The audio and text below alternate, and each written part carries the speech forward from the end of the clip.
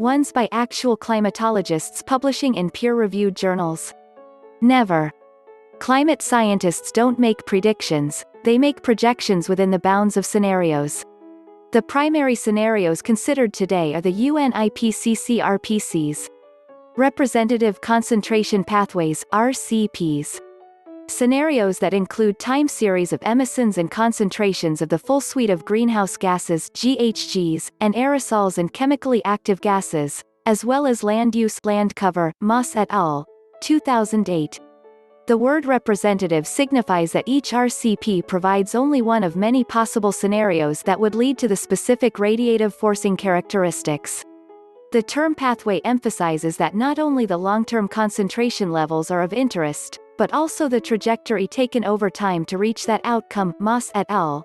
2010. WGIII. RCPs usually refer to the portion of the concentration pathway extending up to 2100, for which integrated assessment models produced corresponding emission scenarios.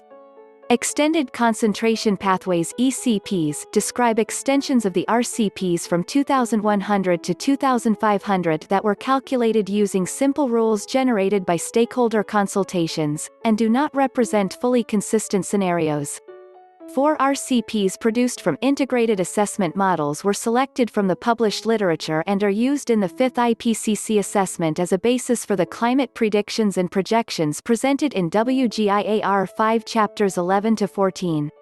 RCP 2.61 pathway where radiative forcing peaks at approximately 3 Wm2 before 2100 and then declines, the corresponding ECP assuming constant emissions after 2100.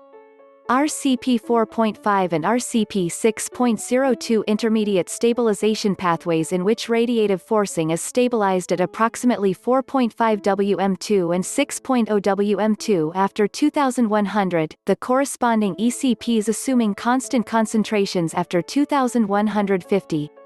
RCP 8.51 high pathway for which radiative forcing reaches greater than 8.5 Wm2 by 2100 and continues to rise for some amount of time, the corresponding ECP assuming constant emissions after 2100 and constant concentrations after 2250. As you can see, there are 4 major ones, each assuming different pathways for the increase, leveling and decline of CO2e emissions and hence concentration in the atmosphere. Each therefore assumes significantly different actions by humans to curtail emissions or not. A major difference between a prediction and a projection is that instead of saying, "This is going to happen," a projection says, "Given these preconditions, this is a likely outcome, and here's the probability of it." Climate scientists make projections, not predictions. But their projections are pretty damned accurate. These, by the way, are older models from 1970 to 2007, most of which are no longer in use having been superseded by better models. So these are old models, and their projections were pretty damned good. But that's been true since the beginning. Arrhenius calculations from the 1890s still stand the test of time. CO2 warming the atmosphere isn't rocket science. Most people, when they talk about this kind of thing, end up rattling on Gore's An Inconvenient Truth. They claim the non-scientist communicator and politicians' predictions in his documentary were wrong. Well, that's not true. Gore's assertions were strongly aligned with the scientific understanding of the day, and the projections contained were mostly accurate. I scored each of his major projections a couple of years ago based on the passage of time. Hurricanes, 90% ocean circulation, 80% conflict, 100% Arctic ice, 100% Antarctic ice, 90% sea level rise, 100% extreme temperatures, 100%. That's a scorecard the average parent would love to see brought home by their brightest child in basic subjects, never mind on something as complex and challenging as climate change.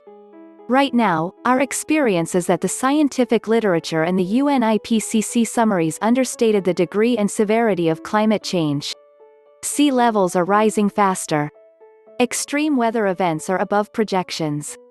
And the world hasn't done nearly enough to deal with this. Next time someone tells you climate change predictions have never been right, realize that they are a motivated thinker or a propagandist. Treat everything out of their mouths as suspect. And don't bother to engage. If people are spouting that kind of nonsense in 2021, they are irredeemable. Go find sane people to work with to be part of the solution. Arguing with the intransigently ignorant minority won't help anything.